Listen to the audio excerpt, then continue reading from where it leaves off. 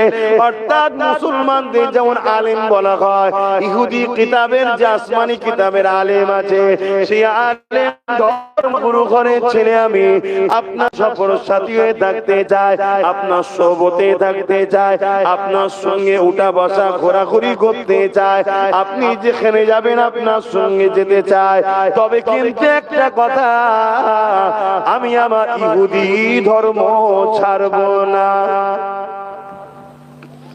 আল্লাহ নবী মুচকি হাসলেন, এসে বললেন থাকতে পারো, আমার সঙ্গে তুমি যেতে পারো, এই ইজাজত দিলেন। ওই মানুষটা রাসূল, যুবকটা রাসূল পাক সাল্লাল্লাহু আলাইহি ওয়াসাল্লামের সাথে 7 বছর ছিল। ক বছর? 7 বছর। যেখানে যেতেন নবী ওর সাথে যেতেন। নবী পাক সাল্লাল্লাহু আলাইহি ওয়াসাল্লামের সঙ্গে সর্বসময় ঘুরতেন, কথাবার্তা, দরবারে এসে বসতেন। কথা বুঝা আসছে? একটা দিন ওই যুবকটা একটা অভ্যাস ছিল, আমার নবীকে বলেছিলেন যে আপনার মতো মহামানবের আমি সেবা করতে চাই। কি সেবা করতে চাও? না, আপনি যখন মসজিদে নববীতে ঢুকবেন, আমি তো ঢুকবো না, কারণ মসজিদে মুসলমান আপনি যাবেন, আমি যে কি করব? অতএব তখন আপনার জুতোটা আমি খুলে আমার কাছে আপনার নালাইন শরীফ, যেটা জুতা মোবারক, আমি রাখবো। আল্লাহ নবী বললেন, বাবা এ কাজ তুমি কেন করবে বাবা? এর জন্য অন্যজন রয়েছে, তারা করবে। তখন সে বলল, না, আমি আপনার কাছে আশা রাখবো, আর আপনি বড় দয়ালু, আপনি আমাকে এই কাজ থেকে সরিয়ে দেবেন না। জোরে বলুন সুবহানাল্লাহ। আল্লাহ নবী তার এই কথাতে রাজি হয়ে গেলেন, তাকে নিরাশ করলেন না। সে প্রতিদিন ওই রাসূলুল্লাহ যখন নববীতে ঢোকে, জুতা খুলে নিয়ে দাঁড়িয়ে থাকে, হুজুর নামাজ পড়ে বেরিয়ে যখন আসে, জুতা লাগান, হুজুর জুতা পরে আবার সফরে যায় ও হুজুরের সাথে ঘরে। একদিন জুতা খোলার সময় তো হুজুর দেখলেন জুতাটা অন্য একজন নিচ্ছে, কিছু বললেন না, চলে গেলেন, নামাজ পড়লেন, কথাবার্তা বললেন, বেরিয়ে যখন আসছে জুতাটা লাগাচ্ছে অন্য এক সাহাবী। তখন হুজুর জিজ্ঞেস করলেন, বাবা আমার অমুক ইহুদির যুবকটা কোথায় গেল, সেই ছেলেটা কেন দেখতে পাচ্ছি না? তখন সাহাবী বললেন, হুজুর ও কঠিন বিমারে পড়েছে। আজানটা হয়ে গেল, নামাজ পড়াই করুন, 8:30 9:30 করে।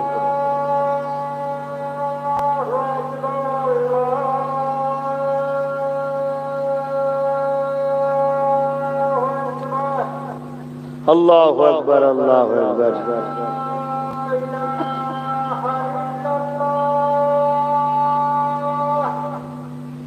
আশহাদু আল্লা ইলাহা ইল্লাল্লাহ।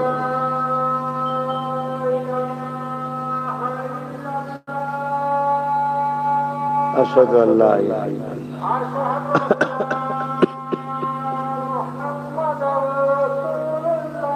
সাল্লাল্লাহু আলাইহি ওয়াসাল্লাম।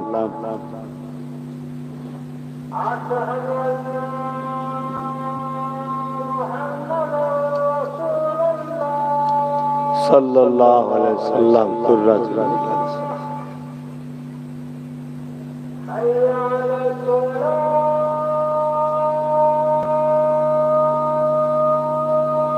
লা হাওলা লা হাওলা।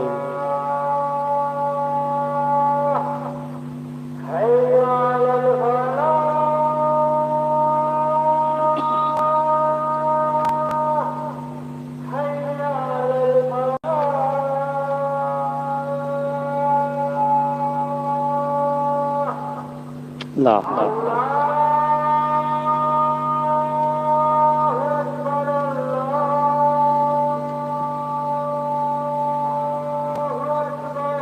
الله أكبر الله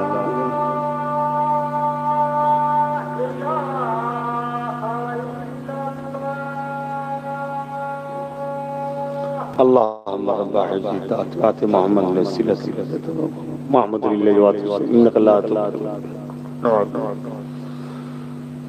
درود شریف اللهم صل على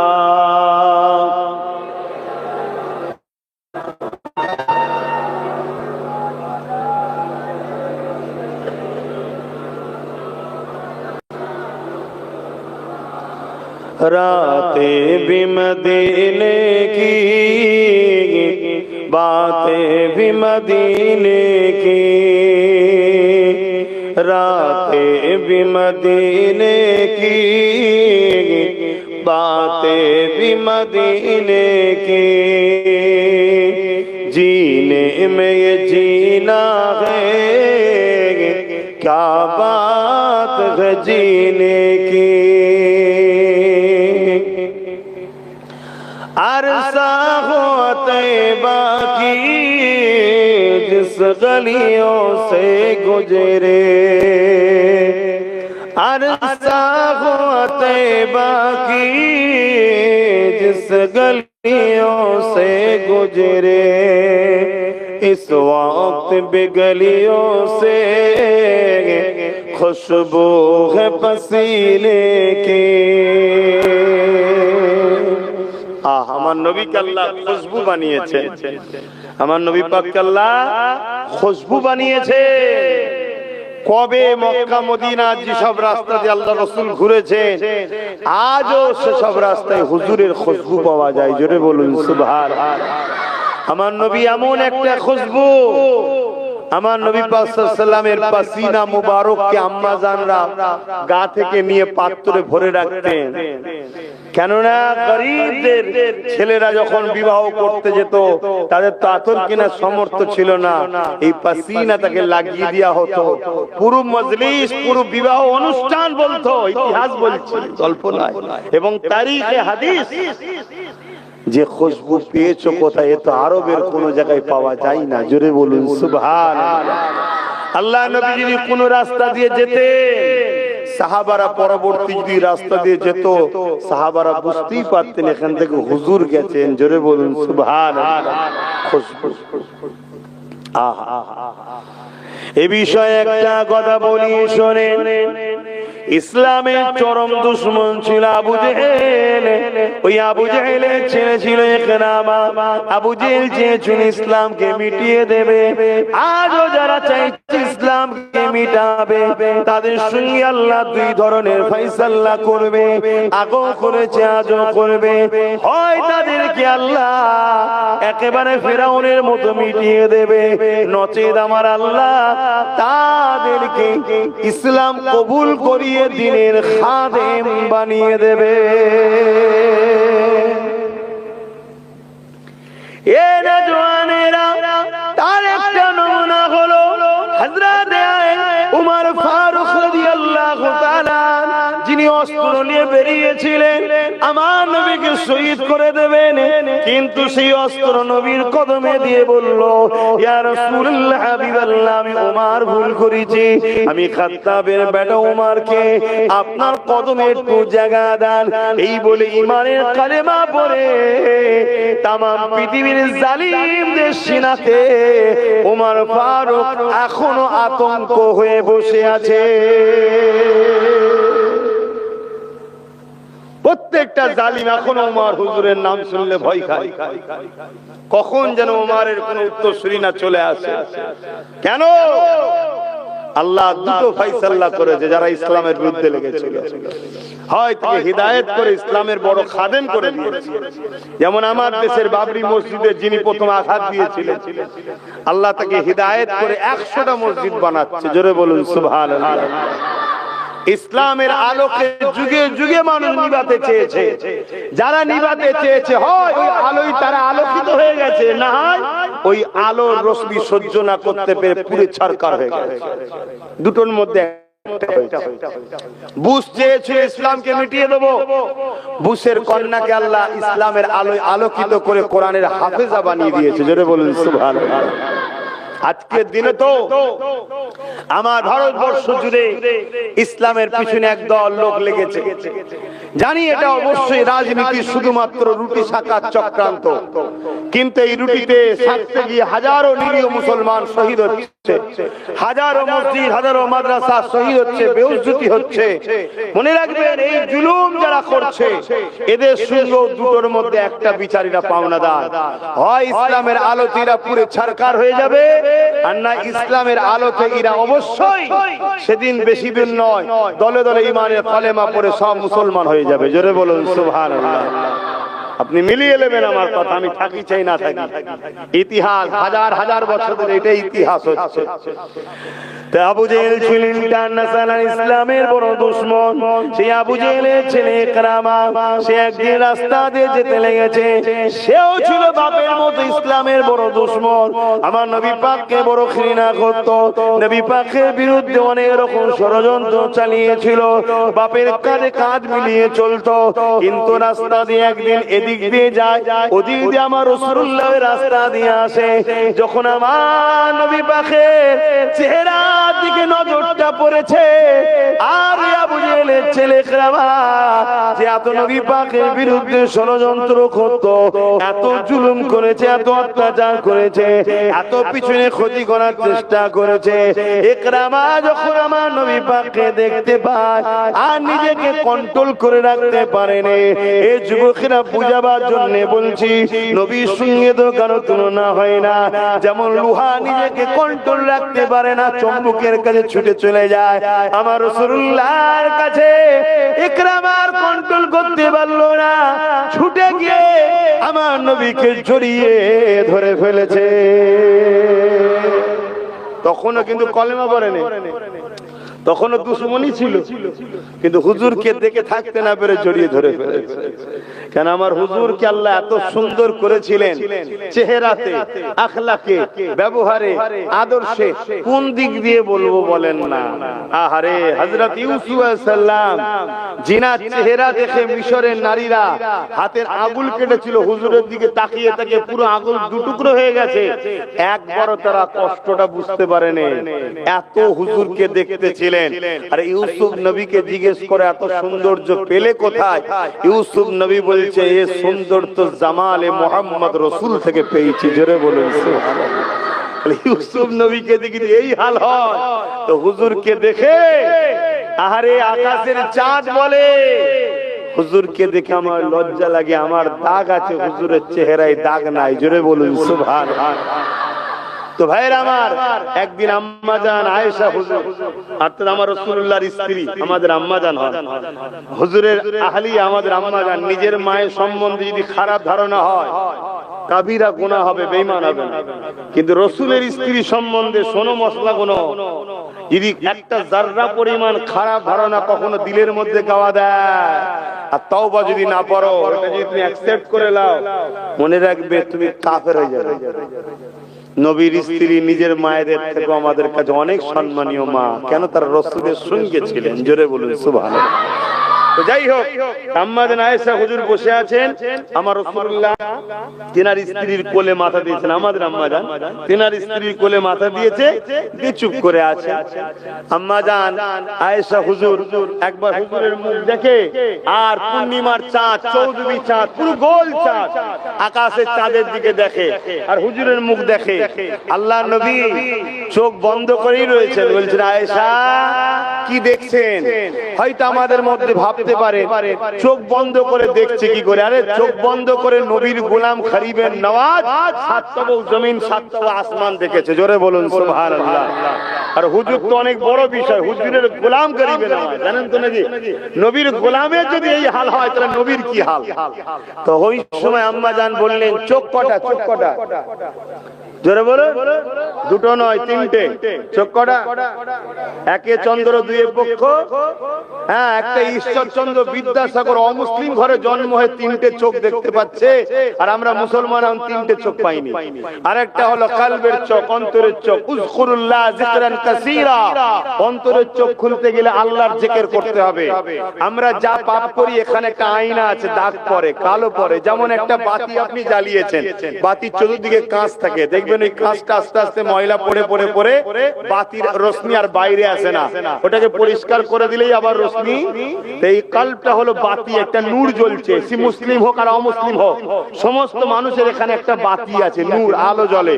ওই আলোটা তোমাকে ভালো রাস্তাটা দেখায়, কিন্তু আমরা অন্যায় করে করে করে করে ও চতুর্দিকে অন্ধকার হয়ে যায়। এই অন্ধকারটা পরিষ্কার, কাঁচটা পরিষ্কার করার লাইন হলো কি? আল্লাহর জিকির, সৃষ্টিকর্তার পাক নাম, এখানে ধাক্কা দিতে হবে আল্লাহ আল্লাহ আল্লাহ, এইসব ধাক্কা দিতে হবে, এটা পরিষ্কার হবে।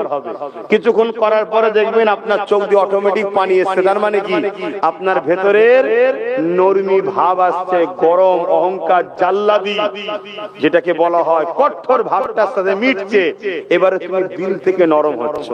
কথা বুঝা যাক, ওদিকে আমার আজকে ওয়াজ নয়, হুজুর কেবল আসবে আমি শুনলাম, তো আমার পরে আব্বা জানের রাতিসার নামাজ, উনি পীর মানুষ, উনি হয়তো এই বিষয়ে আলোচনা করলেও করতে পারে। তো আমি যে কথা বলছিলাম, কি কথা বলতে গিয়ে চলে গেল, আম্মা জান আয়েশা হুজুর বলছেন আর রাসূল বলেন কি দেখছেন, স্ত্রীকে জিজ্ঞেস করছে। আম্মা জান বলছেন আমি আকাশে চাঁদ দেখছি আর আমার কোলের চাঁদকে দেখছি। জোরে বলুন সুবহানাল্লাহ। স্বামী স্ত্রীর কথা, স্বামী স্ত্রীতে আনন্দ করা এটা হুজুরের সুন্নাত। জোরে বলুন সুবহানাল্লাহ। আমার রাসূল পাক সাল্লাল্লাহু আলাইহি ওয়াসাল্লাম খাবারকে চিবিয়ে দিতেন, শক্ত খাবারকে চিবাতেন, চিবিয়ে চিবিয়ে নরম করে আম্মা জানদের খাওয়াতেন, স্ত্রীদের খাওয়াতেন। জোরে বলুন সুবহানাল্লাহ। আম্মা জানরা রান্না করতেন, হুজুর কি আম্মা জানদের সঙ্গে রান্নার কাজ করে দিতেন, জিনিসপত্র কেটে দিতেন, বিভিন্ন রুটি টুটি তৈরি করে দিতেন, আম্মা জানদের কাজে সহযোগিতা করতেন স্ত্রীদের। জোরে বলুন সুবহানাল্লাহ। যদি কেউ আমরা স্ত্রীদের সহযোগিতা করি এটা হুজুরের সুন্নতের নেকি হবে। জোরে বলুন সুবহানাল্লাহ। কথা বুঝে আসছে? আমার অনেক আগেকারের পড়া আমার ঠিক স্মরণে পড়ছে না, হয় কোন উলামা হবেন বা কোন সাহাবা হবেন, আমার খেয়াল পড়ছে না, বহুত আগে পড়েছি। একজন বড় আলেম মানুষ, বড় পাওয়ারফুল ব্যক্তি, একদিন তিনার ঘরে হঠাৎ করে মেহমান এসেছে, হঠাৎ মেহমান। তো মেহমান এসেছে, রান্না 2 মিনিটেই কাজ মিটে যাবে। কথা বুঝা জন্য তো পেটে এত প্রবলেম, এত শরীর অসুস্থ, যাক আমি ডাক্তারি করতে গেলে হবে না, সময় কম।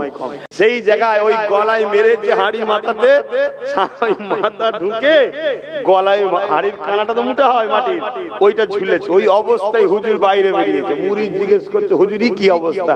বলছে বাবা অসময় তোদের জন্য বলতে গেছি, তোদের মা দিয়েছে। তখন মুরিদরা মধ্যে কেউ বলছে হুজুর এত ইরম দ্বারা কাজ করলো। হুজুর তখন তারা কি কথা, সর্বসময় সে আমার সাথ দেয়, সর্বসময় সর্ব বিষয়ে স্ত্রী আমার সাথ দেয়, সব বিষয়ে সে আমার সাথ দেয়। এই অসময়ে যে তাকে বলেছি, সে যেদিন একটু মাথায় মেরেই দিয়েছে, তো এটা সমালোচনা করতে হবে। ভেবে দেখুন ইসলাম কত আদর্শ শিখিয়েছে, কিন্তু আমরা সেই ইসলামের উপরে নাই তো, তাই আমরা স্ত্রীদের উপরে রাগ মুখ করে ফেলি, ছোট বড় কথা বলে ফেলি। আল্লাহ আমাদের সবাইকে ইসলামের জিন্দেগি গড়ার তৌফিক দেন, বলুন আল্লাহুম্মা আমিন। তারা সর্বসময় আমাদের কথা শোনে না, শোনে না, সব শোনে তো নাকি? এবারে একটা সময় মিজাজ কখন কি হালে থাকে না থাকে, একটু হয়তো কিছু বলে ফেললো, সেটাকে আমরা সহ্য করতে পারছি না। এই সহ্য করতে হবে আল্লাহ, তবে আমাদের মধ্যে শান্তি আসবে। আল্লাহ তৌফিক দিক, বলুন আল্লাহুম্মা আমিন। তো যাক, আমি যে কথা বলতে গিয়ে চলে গেলাম, আম্মা জান হুজুর থেকে হুজুর আম্মা জানরা বলছেন যে আমরা জীবনে কোনোদিন আমাদের রাসূল আমাদেরকে রাখতো দূরের কথা, চোখ বড় করে আমাদের দিকে তাকিয়ে কোনো কথা বলেনি। জোরে বলুন সুবহানাল্লাহ। আর মা গুলোও ছিল সেরকম পবিত্র মা বললে হবে, তাই তো নাকি? আল্লাহ যাদেরকে পছন্দ করেছে আমার হাবিবের স্ত্রী হবে, চারটিখানি ব্যাপার নাকি? তো যাক, আমি ওদিকে যাচ্ছি না। আল্লাহ রাসূল বলে আয়েশা কি দেখছেন আপনি তাহলে? আমার মুখে আর চাঁদের মধ্যে আম্মা জান আয়েশা হুজুর বললেন যে আকাশের চাঁদের দাগ আছে, আমার কোলের চাঁদের দাগ নাই। জোরে বলুন সুবহানাল্লাহ। আমার নবীকে এত সুন্দর দেখতে ছিলেন। আহা, একদিন আম্মা জান আয়েশা হুজুর আমার রাসূলকে বলেন হুজুর আপনি একটু ঘরের মধ্যে আসেন। আল্লাহ রাসূল বলেন আয়েশা আমি একটু ব্যস্ত আছি, আমি একটু ব্যস্ত আছি হুজুর, আমি বেশি সময় নেব না, একটু ঘরে আসেন। আমার রাসূল ঘরে গেলেন, হুজরার মধ্যে ঢুকলেন, ঢোকার পরে জিজ্ঞেস করলেন কি হয়েছে? বলেন হুজুর আমার কাপড় নষ্ট হয়ে গেছে। আমার রাসূল বলে আয়েশা যদি দুনিয়া চাও তো বলো, উহুদ পাহাড়কে সোনা বানিয়ে দিচ্ছি, তুমি মালিকানা পেয়ে যাবে, ভাঙিয়ে ভাঙিয়ে খরচ করো। নবী এইটুকু কথা বলেছে, উহুদ পাহাড়ের নিচটা পুরো সোনা। জোরে বলুন সুবহানাল্লাহ। আরে আরবের এত দাম কেন আমার নবীর কদমের ওসিলায়? তারা আমার নবীর কদমের ওসিলায় দামি হয়েছে, কিন্তু আজকে তারা আমার নবীর আদর্শ থেকে বেরিয়ে গেছে। শুনছেন তো নাকি? তারা বেরিয়ে গেছে নবীর আদর্শ। আলহামদুলিল্লাহ আমাদের মধ্যে এখনো যা আছে ওদের মধ্যে তা নাই। ওরা বেরিয়ে গেছে, ধ্বংসের দিকে চলে গেছে ওরা। আর খুব শিগগিরই ধ্বংস হবে, ধ্বংস হবে। আল্লাহ রাসূল বলেছেন, যেদিন এই মরুভূমিতে সবুজ গজিয়ে যাবে এবং আকাশ ছোঁয়া ঘর বাড়ি হবে, সেদিন জানবেন কিয়ামত খুব কাছে। তারা তো ছিল রাখাল, মেষ চালাতো, কি ছিল আরবে? কিছু ছিল না। আমার নবী আসার আগে পর্যন্ত সব থেকে গরিব, সব থেকে পিছিয়ে, সব থেকে আনকালচার তারা ছিল। আর এখন পৃথিবীর সবার দাদা তারা। মনে রাখবেন যে যাই হোক, আরবকে সবাইকে মেনিয়ে চলতে হয়, সবার সঙ্গে আরবের সঙ্গে খাতির রাখতে হয়। আমার দেশেরটাও ঘন ঘন আরবের সঙ্গে সম্পর্ক রাখছে, দেখছেন না কেন? ওখানে হুজুরের কদম আছে, কদম, মাটির তলাটাও সোনা তেলে ভর্তি। জোরে বলুন সুবহানাল্লাহ। পৃথিবীর সব থেকে যে জিনিসের দাম বেশি হয় সেটা হলো সোনা তেল। মনে রাখবেন এখন অনেক ছোট ছোট রাজ্য হয়ে গেছে। জাজিরাতুল আরব ছিল যেটা, তার মধ্যে কুয়েত আছে, দুবাই আছে, তাদেরও অনেক, কাতার আছে, সব মিলিয়ে পুরো দেশটাই মাটির তলাতে তেল আর সোনা। কথা বুঝে আসছে? হ্যাঁ, তো যাক আমি ওদিকে যাচ্ছি না। আম্মা জান আয়েশা হুজুর বললেন, হুজুর আমার দুনিয়া লাগবে না। আমার রাসূল বললেন, তাহলে তালি দিয়ে পড়ো। দোনো জাহানের বাদশা যিনি, তালি দিয়ে পড়ো, দিদা আখিরাত।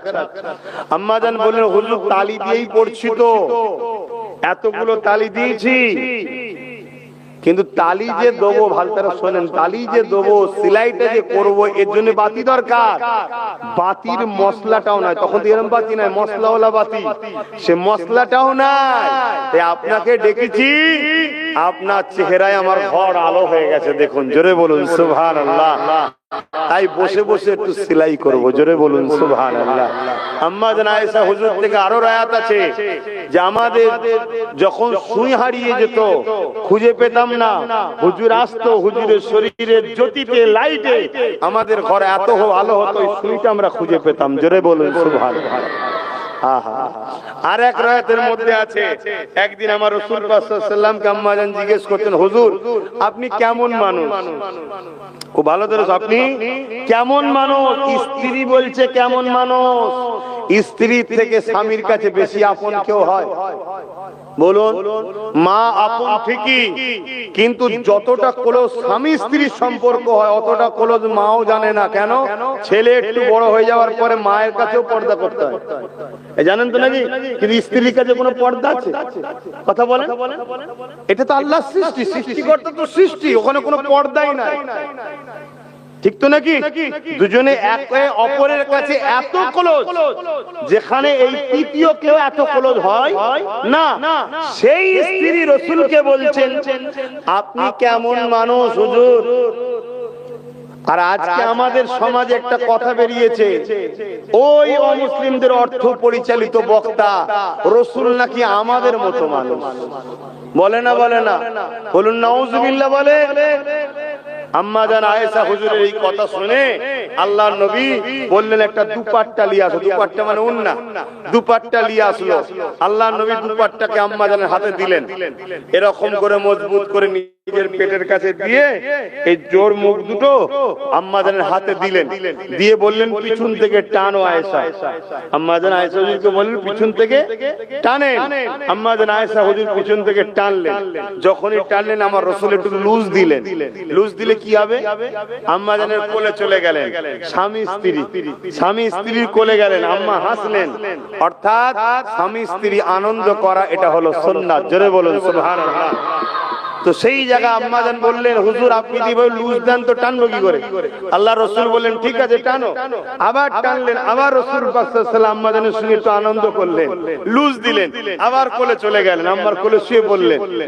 আবার রাসূল পাক বললেন, আয়েশা এবারে কিন্তু আমি খুব মজবুত করে ধরে আছি, তুমি টানো। আম্মা জান আয়েশা হুজুর জোরে টানলেন। ভাই যদি টানে কি হবে?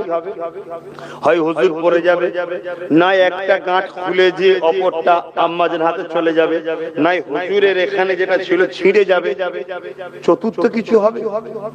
বলুন, চতুর্থ কিছু হবে কি কাপড়টা? এখন যদি পিছন থেকে কেউ আমাকে টানে, আমি কি হব? হয় পিছন দিকে পড়ে যাব, না এই কোণে একটা মুখ খুলে যায় আর একটা মুখ চলে যাবে, আর না এই জায়গা থেকে ছিঁড়ে যাবে। চতুর্থ কিছু হবে ভাই? আম্মা জান আয়েশা সিদ্দিকা রাদিয়াল্লাহু তাআলা আনহা তিনি বর্ণনা করছেন, তিনি রয়াত করছেন, হাদিস বলছেন, আমি সেই প্রভুর শপথ করে বলছি যার কুদরতি হাতে আয়েশার জান আছে, পুরো দুপাট্টাটা রাসূলুল্লাহ শরীরের ভেতর দিয়ে গিয়ে আমি আয়েশার হাতে চলে গেল। জোরে বলুন সুবহানাল্লাহ। আমার নবী হলেন নূর, জোরে বলুন সুবহানাল্লাহ। এই যে আলোটা জ্বলছে, এই চতুর্দিকটা আলোকিত হয়ে আছে, চতুর্দিকটাই তো নূর নাকি, আলো তো নাকি? এখন এই আলো যদি আমি কাটি, কিছু সমস্যা হচ্ছে? কি সমস্যা হচ্ছে? হয় না। কিন্তু আমার নবী ছিলেন মানুষ। আমার নবী কি ছিলেন? মানুষ, কিন্তু নূরের মানুষ ছিলেন। জোরে বলুন সুবহানাল্লাহ। কেন? নূরের জগৎ থেকে যেতে হবে, মেরাজ হবে নূরের জগৎ থেকে নিয়ে